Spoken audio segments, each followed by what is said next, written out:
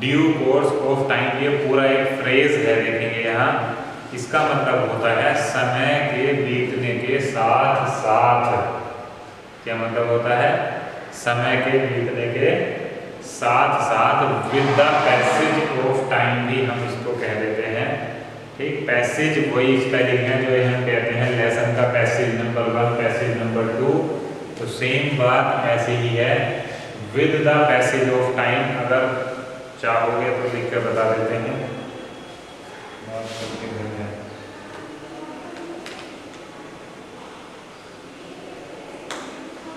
With the passage of time, in due course of time, और हम क्या कह सकते हैं? विद द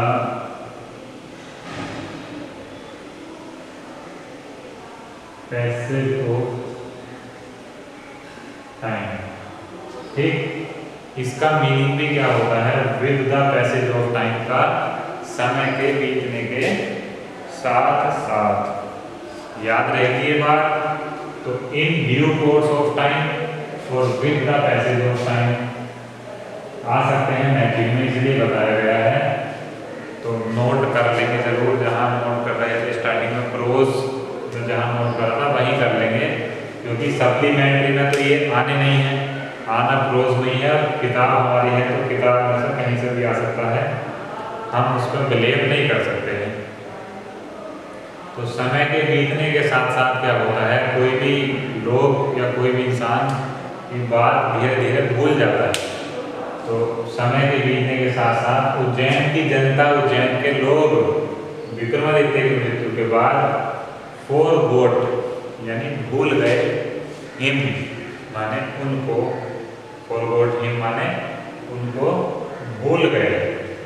ठीक बात, क्योंकि समय के बीतने के साथ साथ क्या होता है, अपने अपने काम में लगे लोग, और विक्रमादित्य को मृत्यु के बाद भूल गए। भूल गए के लिए वर्ड आया है फॉरगॉट। फिर देखते हैं क्या है आगे। हिज पैलेस माने होता है महल, पैलेस माने महल। ध्यान रखने के बाद प्लेस नहीं है ये बिल्कुल भी, कभी प्लेस लिख दो, PALACE, पैलेस पूरा दिया हुआ है अलग अलग, पी के बाद भी ए है, प्लेस में PL होता है सीधा।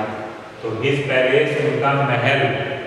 ठीक, कभी कभी आ भी जाता है कि उनका महल, इनका महल, तो महल के लिए क्या वर्ड देखेंगे हम? पैलेस। शाही महल अगर होता है, राजमहल अगर होता है, स्टोरी में कई बार देखने के लिए मिलता है, तो पैलेस के पहले हम लगा देते हैं रॉयल। ठीक, ROYAL, रॉयल। रॉयल पैलेस का मतलब होता है राजमहल या शाही महल। ध्यान रखेंगे ये बात। ठीक, तो उनकी मृत्यु के बाद जब लोग उनको भूल गए समय के बीतने के साथ साथ, फिर क्या होता है? उनका महल, his palace and his fortress, और उनका किला, फोर्ट्रेस माने क्या होता है? किला, वर रुइंड। रुइंड क्या होता है? बर्बाद हो गए, खंडर में बदल गए। ठीक, रुइंड माने बर्बाद हो गए, खंडर बन गए। जब सारे महल फूट फूट गए तो खंडर बन गए होंगे। The heaped up ruins, heap का मीनिंग मैंने बताया था ढेर, और रुइंस का मतलब होता है खंडर। तो दिमाग लगाएंगे थोड़ा सा, हीप का मतलब ढेर होता है। ठीक, खंडर है, मान लो टूट गया कोई महल, कोई दीवार टूट गई है, तो उसके ऊपर धीरे धीरे पेड़ जम गए होंगे, घास जम गई होगी, मिट्टी आ गई होगी बहुत इधर उधर से, तो उसी को कहा गया है हीप्ड अप रुइंस, है ना। वो खंडर कैसे हो गए? ढेर के रूप में ऐसे लग रहा है कोई ढेर है मिट्टी का। आगे देखो, हीप माने लिख लेना, लिखेंगे तो ढेर होता है इसका मतलब, और रुइंस का मतलब है खंडर। हैविंग बीन कवर्ड, अब देखो बात भी आएगी जो मैंने बताया था अभी, हैविंग बीन कवर्ड माने ढक गए, हैविंग बीन कवर्ड माने ढक गए, विद ग्रास, किससे ढक गए? घास से ढक गए, है ना। विद ग्रास माने घास से ढक गए। डस्ट धूल मिट्टी, डस्ट माने क्या होता है धूल, और मिट्टी को क्या कहते हैं सॉइल, SOIL सॉइल, है ना। डस्ट से ढक गए वो, एंड ट्रीज, और पेड़ों से ढक गए। कहीं देखा भी होगा सभी बच्चों ने, कहीं ना कहीं कोई अगर पुराना घर है टूट जाता है किसी का, तो वो कैसा लगता है कुछ समय के बाद घास जम जाएगी उस पर, चाहे पत्थर का हो, ठीक, उसमें मिट्टी आएगी, इधर उधर से उड़ कर मिट्टी आती रहेगी, और उसी मिट्टी के साथ बीज आते हैं घास के छोटे छोटे, और वो बीज उग जाते हैं, वहाँ घास पैदा हो जाती है, पेड़ भी बड़े हो जाते हैं वहाँ। तो केवल ऐसा लगता है कि हीप अब यानी ये ढेर है केवल एक, है ना, ऊंचा उठा हुआ ढेर है केवल, वो कुछ नहीं है। वर टर्न्ड, अब ये बता रहे हैं ये सब कुछ परिवर्तित हो गया था।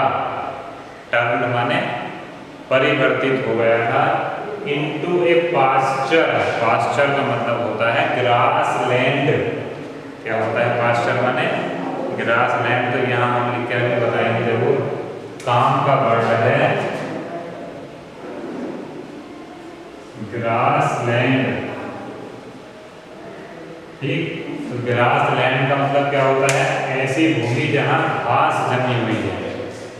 दूसरे शब्दों में क्या कहा जा सकता है इसको, चारागाह कहा जा सकता है, जहाँ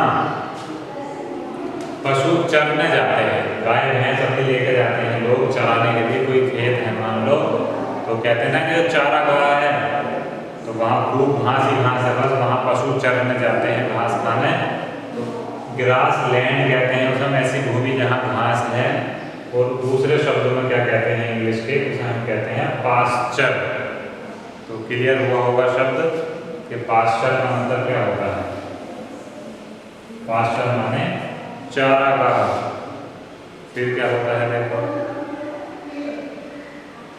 चारागाह में परिवर्तित हो गया सब कुछ, क्या, राजा का महल और किला, विक्रमादित्य का सब कुछ क्या हो गया एक चारागाह में परिवर्तित हो गया। फॉर फीडिंग, और इस चारागाह का प्रयोग किया जाता था, फीडिंग माने खिलाने के लिए, द कैटिल माने पशुओं को।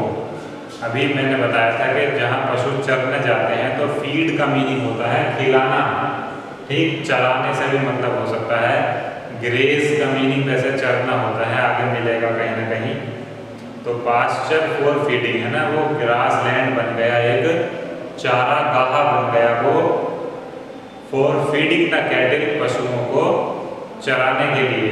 द विलेज पीपल, गांव के लोग, यूज्ड टू सेंड, भेजा करते थे, यूज्ड टू सेंड माने भेजा करते थे, देयर काउज, किसको, यूज्ड टू यहाँ ध्यान रखेंगे पास्ट इंडेफिनिट में जिस तरह से यूज किया जाता है, पास्ट इंडेफिनिट में मैंने बताया था आदत प्रकट करने वाले सेंटेंसेस यूज्ड टू के द्वारा बनाए जाते हैं, है ना। अगर यहाँ बात क्या थी, लोग भेजा करते थे, यूज्ड टू सेंड का मीनिंग क्या है, भेजा करते थे। यूज्ड टू प्ले अगर होता तो क्या कहेंगे, खेला करते थे। यूज्ड टू राइट, लिखा करते थे। यूज्ड टू कम, आया करते थे। तो यूज्ड टू का मतलब क्या होता है, हैबिचुअल एक्शन दिखाता है, समझ गए होंगे बात। तो जो गांव के लोग थे वो क्या करते थे, भेजा करते थे।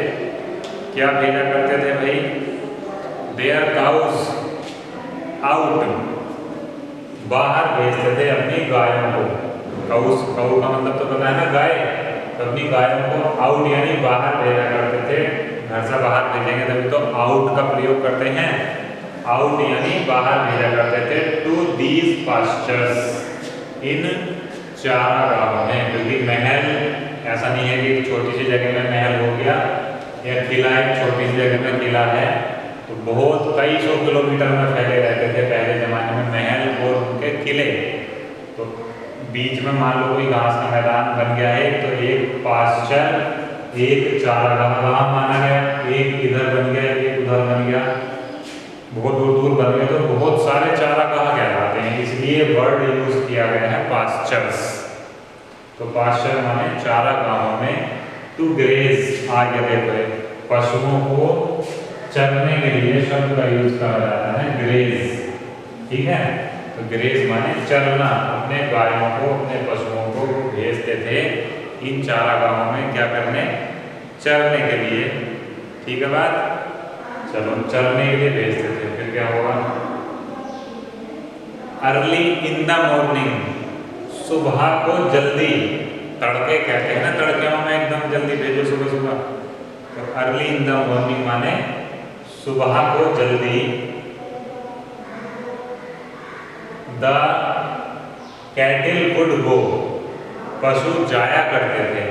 अब ये वुड लगाया है तो जाएंगे से मतलब नहीं होगा, बहुत से अर्थ निकालेंगे, विल का वुड कर देंगे। लेकिन एक बात दोबारा से सुन लो, जहाँ यूज्ड टू का यूज करते हैं हम, वहीं वुड का प्रयोग किया जा सकता है। किस बात के लिए करते हैं यूज्ड टू का प्रयोग, हम आदत को प्रकट करने के लिए।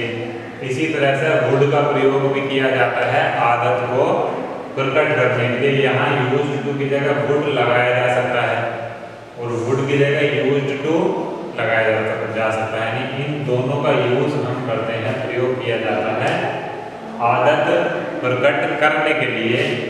तो कैटिल वुड गो, पशु जाया करते थे, in the care of shepherd boys, shepherd boys होते हैं जो पशुओं को चराने जाते हैं, लड़के, ठीक है।